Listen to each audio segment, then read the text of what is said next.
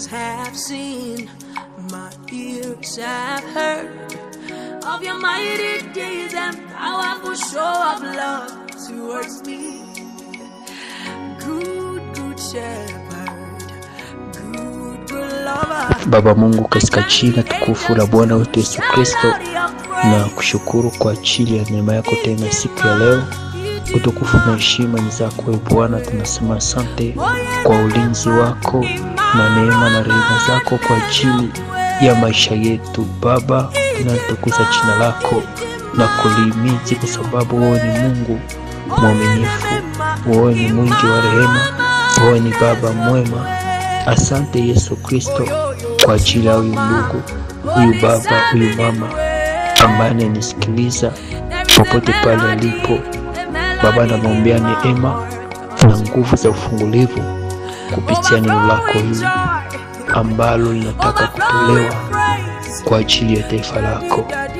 Utujenge upya sote na kutufanya upya kupitia neno lako, kwa sababu neno lako ni kweli, neno lako ni uzima, neno lako linaleta uhai kwa kile kilichokufa. Neno lako lina uwezo wa kutengeneza kile ambacho kimeharibika. Ninatumai kwamba Baba, neno hili litakuwa tena na kuleta mabadiliko makubwa kwenye maisha ya huyu ndugu. Asante kwa sababu ya uwepo wako. Roho Mtakatifu, ninakuhitaji. Achilia neema yako juu ya taifa lako siku ya leo, katika jina la Yesu Kristo. Yote ya giza ishindwe, mipango yote ya uharibifu wa giza ishindwe kwa damu ya Yesu Kristo. Baba, inawabariki watu wako katika jina la Yesu Kristo, amen. Bwana Yesu asifiwe. Wapendwa katika Kristo, watu wa Bwana, na usalimu katika jina tukufu la Bwana wetu Yesu Kristo. Kwa hiyo tuna somo fupi ambalo tutajifunza kwa pamoja, na somo ama kichwa cha somo letu siku ya leo linasema mtumaini Mungu. Kichwa cha somo letu linasema mtumaini Mungu. Basi tunakwenda kusoma katika kitabu cha Mathayo, kitabu cha Mathayo 26 mstari wake wa 37. Biblia inasema hivi: akatoa Petro na wana wawili wa Zebedayo pamoja naye, akaanza kuhuzunika na kufadhaika sana. Alafu akawaambia, roho yangu ina huzuni sana hata kufa. Kaeni hapa na kuangalia pamoja nami. Akakwenda mbele kidogo, akaanguka kifudifudi, akaomba akisema, Baba yangu, kama ikiwezekana, kikombe hiki kinipite, lakini si kama ninavyotaka mimi, lakini kama wewe utakavyo. Akakuja kwa wanafunzi wake, akawakuta wamelala.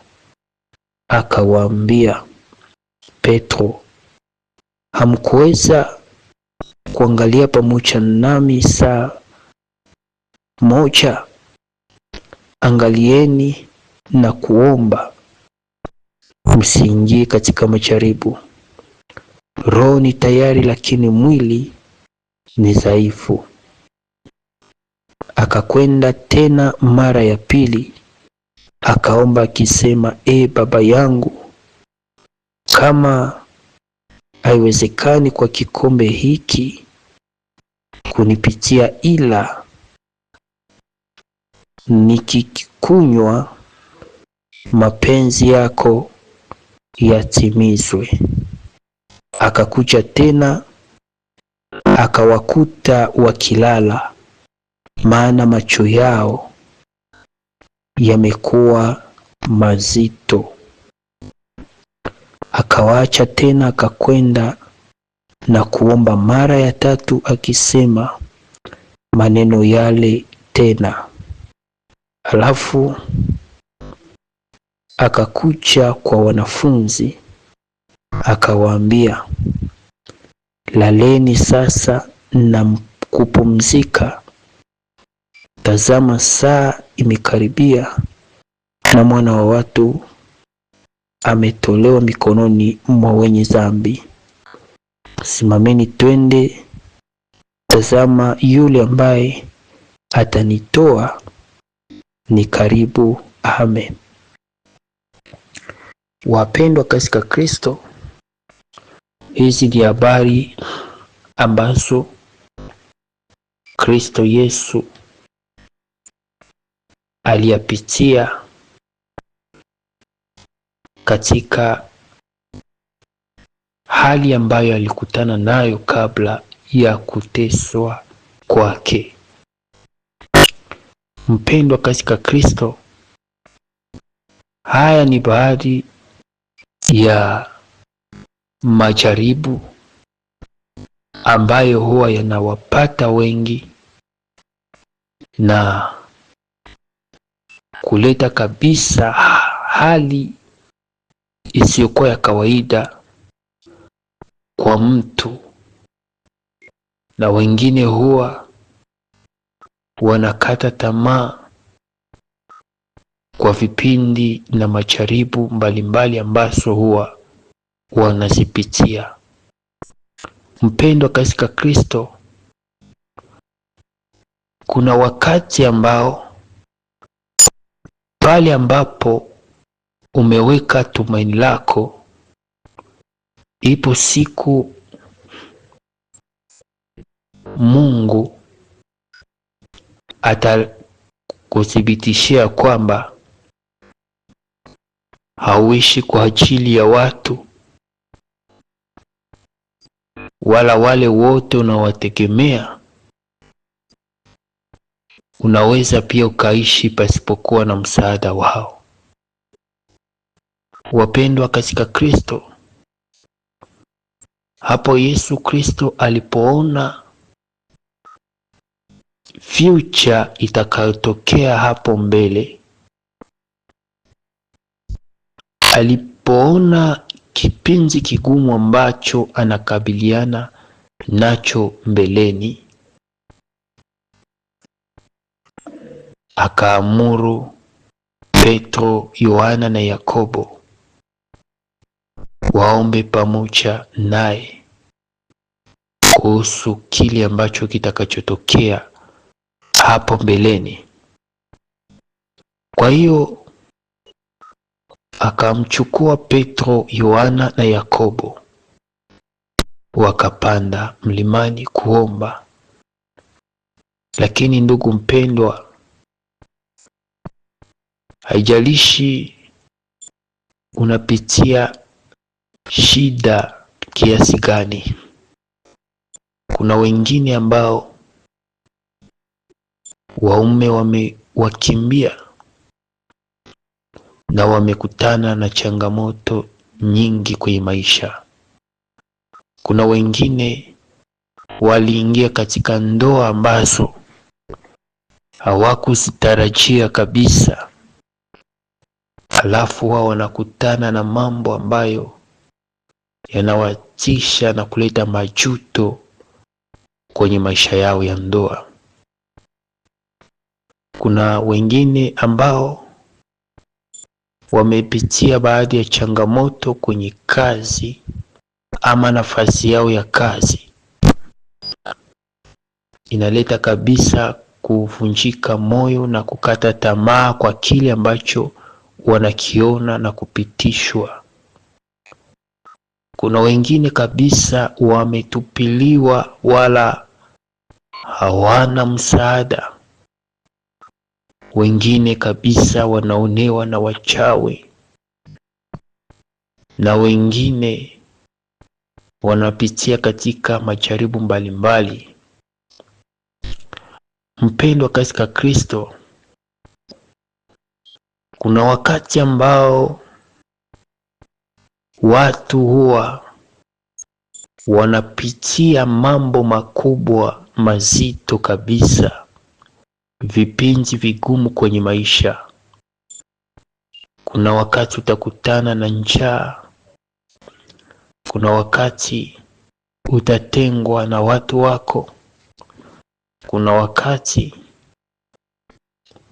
watakufukuza ndani ya nyumba ya kupanga kwa sababu hujapata hela ya kulipa. Na hiyo wakati inapofika, inaweza pia kuwa Petro uliyemchukua na kumtumainia kwamba anaweza pia akahusika kwa maombi unayoweza kuyafanya ili kupata msaada. Inaweza kuwa Petro huyu unayemchukua ni mjomba wako, na kumpigia mjomba kwa kutafuta msaada kutoka kwake. Lakini mjomba unapompigia anakuambia subiri nitakutumia. Alafu unaposubiri unakutana ukimya umetawala. Hapo amelala. Unapomtazama Yohana, unaenda kwa shangazi ukamweleza matatizo yako, na anakuambia kwamba muda si mrefu nitakutumia hela. Lakini unapongoja unaona kabisa ukimya unatawala. Hapo naye Yohana wako amelala. Lakini unapomwendea pia Yakobo, unasema eti nina mkubwa yangu fulani ambaye yuko Ulaya, anaweza pia akawa faraja kwenye hii matatizo unayopitia. Unapompigia anakuambia chunga, mwisho wa mwezi nitatuma pesa. Mwisho wa mwezi inafika na inapita, ukimya unatawala. Huyo Yakobo naye pia amelala. Unapotazama hao wote unaona wamelala, huwa unarudi kwenye magoti na kumwendea Mungu na kuomba. Unaomba, unaingia kwenye mikusanyiko ya waombaji, unaomba vipindi vya kanisani na shiriki. Mahitaji yako unayapeleka mbele za Bwana, unaomba, lakini unakuta bado vitu viko pale, vitu haviendelee kabisa. Mpendwa katika Kristo, huwa moyo inakusukuma tena na kwenda kwa hawa ndugu na kusema basi nitawakumbusha tena. Lakini unapokwenda kwa hawa ndugu, huwa wanasema ya kwamba eti pesa tulizotafuta, mmoja wa Yesu wanaweza wakasema pesa tulizotafuta kutuma kwako huwa yalipita katika mipango mengine. Wengine eti nililipa ada ya shule. Wengine wanaweza wakasema eti tulinunua chakula kwa ajili ya vipindi ambavyo tulikuwa tunavipitia kwa kukosa chakula. Alafu unarudi tena kwenye magoti, unaomba na kupeleka mahitaji yako kwa watumishi wa Mungu. Unaomba, unakaa katika zamu, unaomba, unafunga na kuomba. Lakini pia mambo yanazidi kuwa magumu. Unapofanya haya maombi, unaona kabisa unazidiwa kwa hali ambayo huwa unakabiliana nayo. Lakini ndugu mpendwa, unapofanya tena uamuzi na kupiga hatua kwa ajili ya hawa ambao ni ndugu zako huwa wanakataa kupokea hata simu zako. Inamaanisha ya kwamba ile wakati ambapo Yesu Kristo alipokwenda kuangalia tena wanafunzi wake, akakutana kabisa wamelala, maana Biblia inasema ya kwamba macho yao kabisa yalikuwa mazito.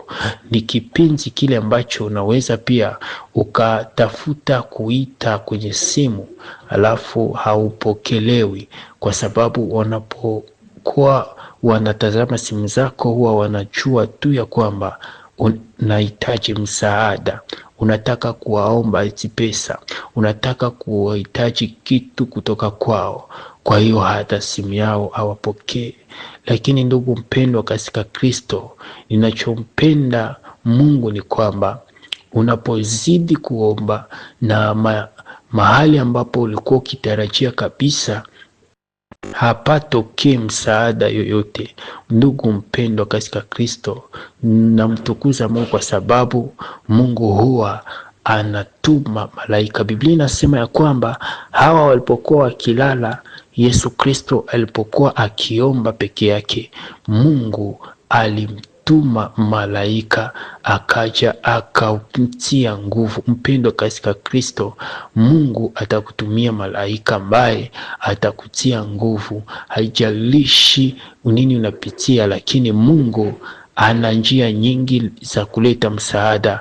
Mungu ana njia nyingi za kuleta suluhisho kwa matatizo unayopitia, kwa hii kukosa kazi unayopitia, kwa hii kukosa msaada, kukosa pesa, kwa umaskini ambao unaoishi kwa muda mrefu. Mpendwa katika Kristo, Mungu ninayemhubiri, Mungu ninayemsimulia kwa muda kama na huu, ana uwezo wa kuleta mafanikio kwenye maisha yako na kufungua milango ambayo ilifungwa na yale ambayo yalidhibitiwa na adui. Anaweza pia akarejesha haki yako iliyopotea.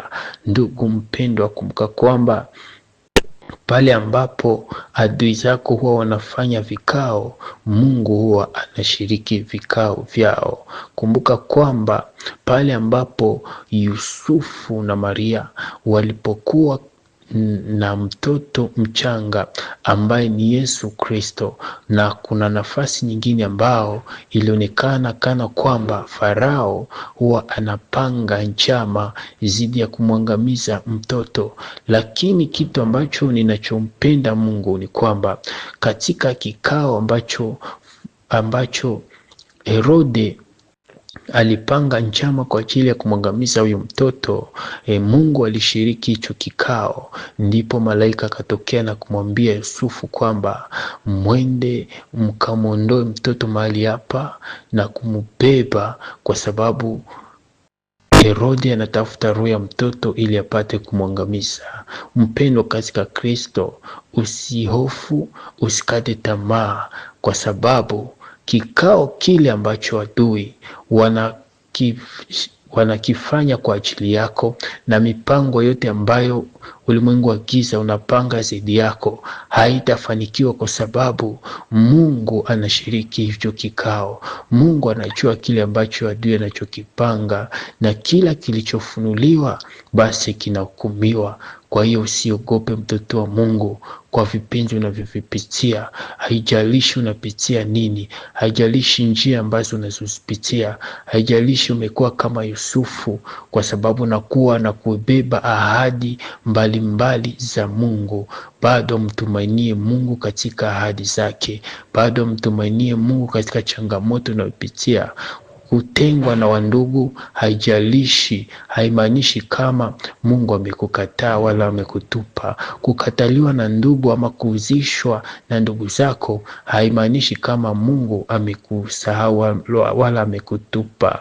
Kutupwa katika gereza mbalimbali, gereza ya kukosa kazi, gereza ya vihombo kwenye biashara, gereza ya kukosa chakula, gereza ya kukosa pesa, hata pesa ya kulipa nyumba, haijalishi haijalishi haya yote yanayotokea, lakini Mungu alikuwa pamoja na Yusufu hata gerezani. Ninamaanisha kwamba katika hivi vipindi vigumu ambavyo unavyovipitia kwenye maisha, bado Mungu yuko pamoja nawe katika hivi vipindi, mpaka pale ambapo Mungu atakamilisha kile ambacho ni kusudi lake kwa maisha yako na kukuinua. Mpendo katika Kristo, sikate tamaa katika shida, katika matatizo, katika vipindi vigumu na shida ambazo unakutana nazo, na changamoto ambazo unakutana nazo, na vita ambazo unakutana nazo. Najua kwamba kuna baadhi ya watu wengi ambao wana msongo wa mawazo, kusema eti hali hii itaisha lini? Kipindi hichi cha mateso kitaisha lini? Changamoto inayopitia itaisha lini? Na wengine kusema ya kwamba eti inawezekana Mungu amekuacha. Hapana, mpendwa katika Kristo, Mungu hajakuacha. Mungu hajakuacha. Bado Mungu hajakuacha. Mungu ni pamoja nawe. Mungu anajua kile kinachopitikana. Mungu anajua. Mungu anajua. Mungu anajua. Mungu anajua chochote unachokipitia, vipindi vigumu na vipitia, Mungu anavijua. Wewe baki tu kwenye msimamo. Biblia inasema ya kwamba katika hayo yote, vipindi vyote vigumu ambavyo Ayubu alikutana navyo, hakumkosea Mungu. Mpendwa katika Kristo, kitakachokufanya ufike kwenye kilele cha changamoto, kwenye kilele cha hicho kipindi ambacho unakipitia, na kupata taji ya ushindi na kupata taji ya uzima, ni kwamba katika hayo yote hujamkosea Mungu. Mpendwa katika Kristo, usizini kwa sababu ya kukosa pesa, usizini kwa sababu ya kukosa mavazi, usizini kwa sababu ya kukosa pesa. Mpendwa katika Kristo, mwache Bwana na kufanya dhambi na kutenda maovu kwa ajili ya vipindi vigumu ambavyo unakabiliana nazo, kwa ajili ya changamoto ambazo unakabiliana nazo. Hayo isiwe sababu ya kukutenga mbali na Mungu, lakini iwe njia ambayo itakuweka zaidi karibu na Mungu. Unapopitia hali ngumu, kaa kwenye hali ya maombi, kesha na kuomba. Ishi utakaso, ishi ndani ya uwepo wa Mungu. Omba kabisa, na uhakikishe ya kwamba unaomba katika roho, katika usafi wote, na Mungu atasikia maombi yako. Kumbuka kwamba Mungu husikia maombi ya mwenye haki. Biblia inasema ya kwamba kuomba kwa mwenye haki kwafaa sana, akiomba kwa bidii. Mpendwa katika Kristo, vipindi ambavyo unakutana navyo na vitu ambavyo huwa unakabiliana nazo, omba kwa bidii. Tumia bidii katika kuomba. Mpendwa katika Kristo, Yesu Kristo alipokabiliana na hayo mateso ya msalaba na kile ambacho alichokiombea hapo Gethsemane, mpendo katika Kristo, hayakuwa tena makali kwa namna alivyotarajia, kwa sababu alilia alipokuwa Gethsemane, lakini kwenye msalaba hakulia, kwa maana aliwaambia wale ambao ni mama yake na wengine ambao ni ndugu zake ya kwamba jililieni sasa nyinyi pamoja na watoto wenu. Mpendo katika Kristo, inamaanisha kwamba vipindi ambavyo nimepitia na hali ambayo nimekabiliana nayo na changamoto ambazo ninazipitia vimefika kwenye kilele, vimefika mwisho. Mwendo nimeimaliza, safari nimeimaliza. Kinachobaki ni kwamba ninyi pia jililieni, kwa sababu nanyi pia kuna njia lazima mtaipitia. Ndugu mpendo katika Kristo, hakuna kile ambacho unaweza ukatarajia kutoka kwa Mungu kama kuinuliwa ama kufanikiwa na hujapita kwenye vipindi ambavyo vitasababisha kukukomaza, vitasababisha kuleta uhakikisho ya kwamba unastahili kile ambacho unafaa kukipata. Mpendwa katika Kristo, mshindi yoyote lazima lazima apambane. Huwezi sema wewe ni mshindi na bado hujakutana na vita, na bado hujapita kwenye changamoto za vita na kupata ushindi. Utaitwa mshindi kwa sababu umepita kwenye vita na umepigana na umeshinda hizo vita. Ikiwa unasema mimi ni mshindi ndani ya Kristo, kwa kuwa Kristo ameshinda na mimi nitashinda, kumbuka kwamba hicho kilikuwa kikombe cha Kristo, bado kuna kikombe kwa ajili yako. Lazima ukinywe na lazima uoneshe uhakikisho ya kwamba wewe ni mshindi kwa kile ambacho utakutana nacho. Wapendwa katika Kristo, wote waliokoka, wote ambao ni watumishi wa Mungu, wote ambao wamemwamini Kristo, lazima kuna njia ya Golgotha utaipitia kwa kukukamilisha ya kwamba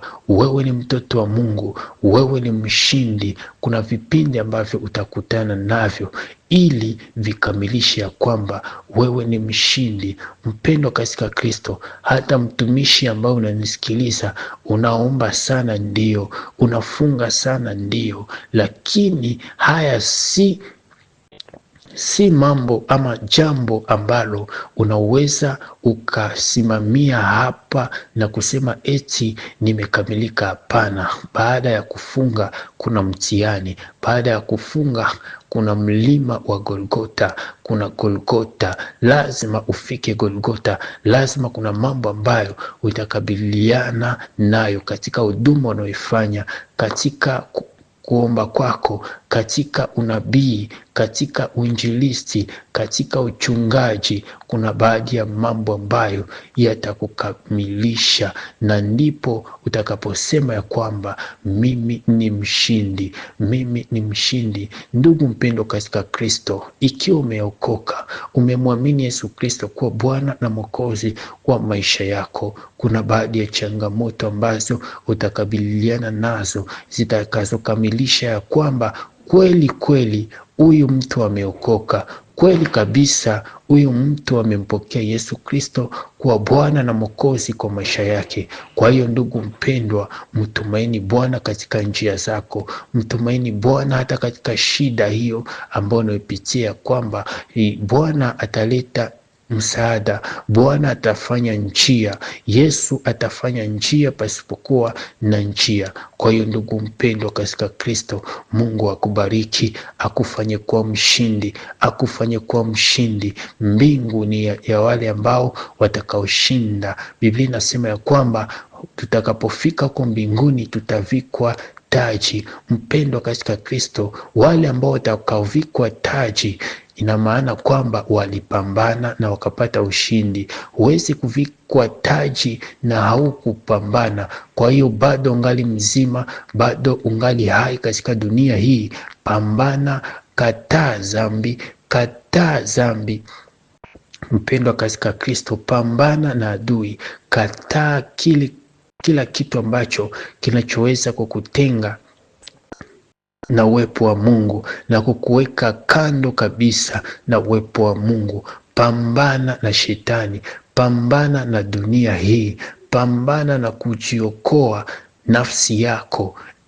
Ndugu mpendwa, wewe unaogopa kifo ya ama kukufa si tatizo, lakini tatizo ni pale ambapo utakapokwenda, ndiyo tatizo. Je, umekufa kwa hali gani?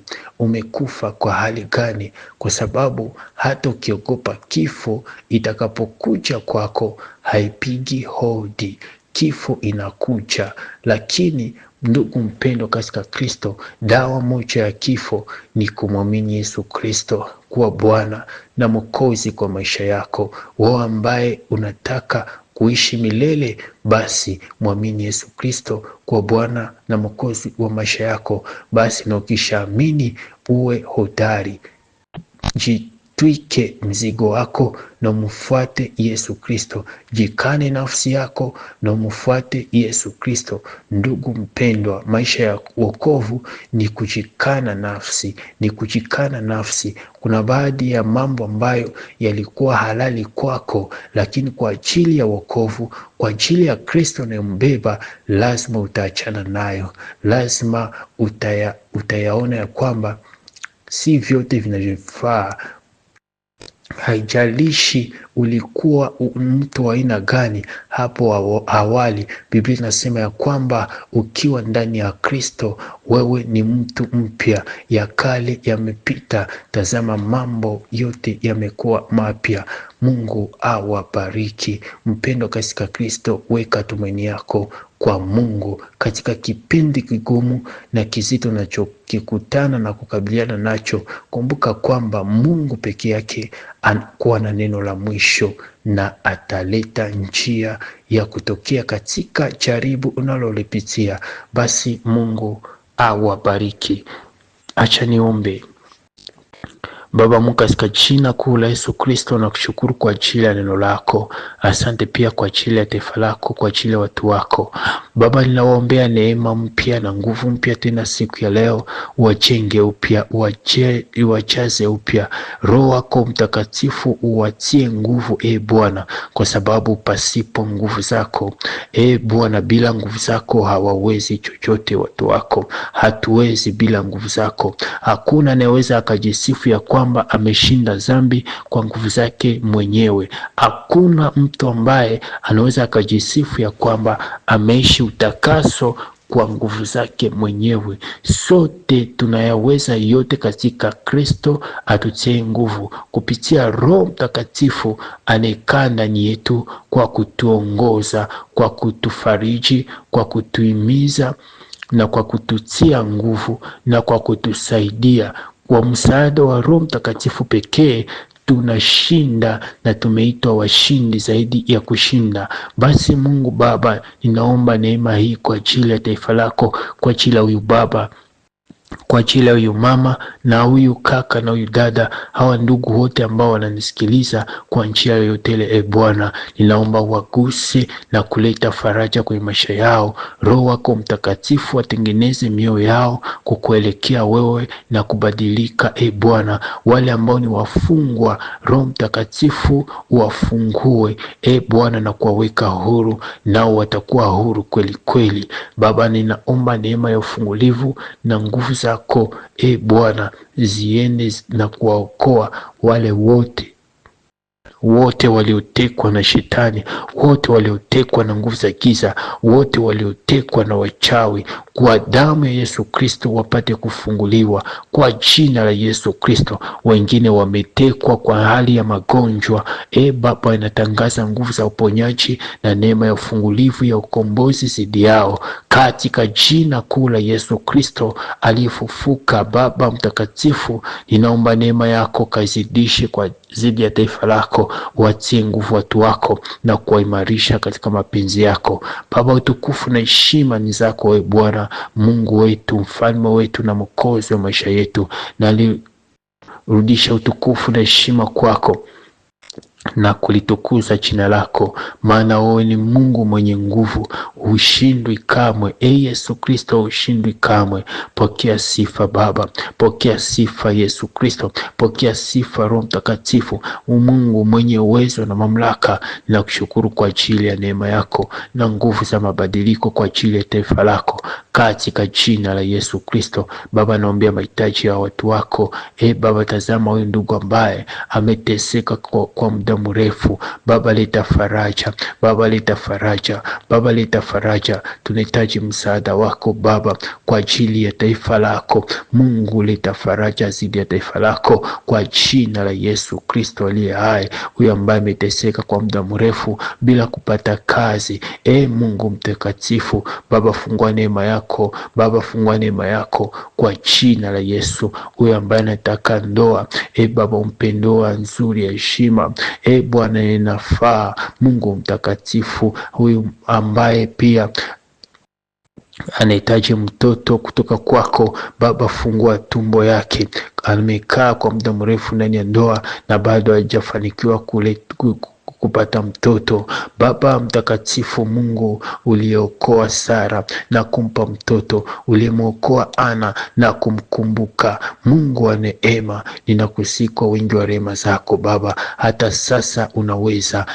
Baba, wewe yule jana, leo na hata milele. Uko hai Baba, uko hai, uko hai, uko hai, na neno lako ni hai. Neno lako hili Bwana tuma ndani ya tumbo ya mama, likalete mabadiliko makubwa, likatengeneze vyote vilivyoharibika Baba, Baba, na kuleta matunda na matokeo mazuri kwa jina la Yesu Kristo, na akalete faraja kwa huyu baba, kwa huyu mama, kwa hii ndoa ambayo imekuwa na mizozo mingi kwa sababu wamekosa mtoto kwa muda mrefu. Mungu, ninaomba neema na rehema zako kwa ajili ya watu wako, kwa ajili ya taifa lako, katika jina kuu la Bwana wetu Yesu Kristo. Baba, achilia nguvu za neema yako Baba juu ya watu wako. Naombea pia wale ambao ni wajawazito Baba, ninaomba nguvu zako, neema yako na ulinzi wako na uwepo wako Bwana, uwe pamoja na taifa lako, uwe pamoja na watu wako, uwe pamoja na watu wako. Watie nguvu, uwahifadhi na kuwalinda. Macho mabaya yote yanawatazama ninayapasua kwa jina kuu la Yesu Kristo aliyefufuka. Bwana, waombea neema hata wapate kujifungua kwa amani na salama. Nguvu zako na neema yako Bwana ionekane zidi yao katika jina la Yesu Kristo. Watumishi wako popote pale walipo Baba, wape nguvu na kuwatia nguvu katika safari Bwana, wasaidie Bwana wale wote wanaofanya kazi kwa ajili ya utukufu wako, wajenge upya, wafanye upya, waimarishe upya katika mapenzi yako. Na kushukuru kwa sababu wewe ni Mungu mwaminifu. Utukufu na heshima zina wewe milele na milele. Amen.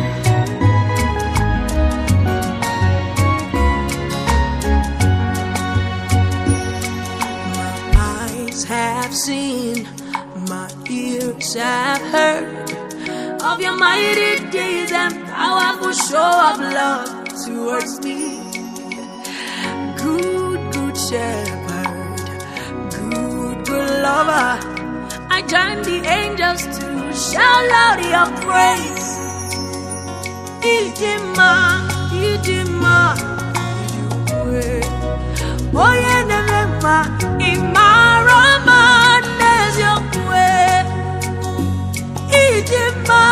Idima, Idukwe, Oye Nemema, Imarama Nezokwe, Oyo Chimoma, Holy Sabinigwe.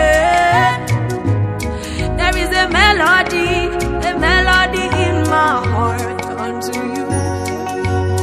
Overflowing joy, overflowing praise. Daddy, all that you do is marvelous. Verily, you are good, oh. Verily, you are so good. Verily, oh. I am Ututu, Ogali Jenenumili. I join the angels to shout out your praise. Idimuma, Idima, Oye Nemema, Imarama Nezokwe. Idima, Idukwe. Oye Nemema, Imarama Nezokwe.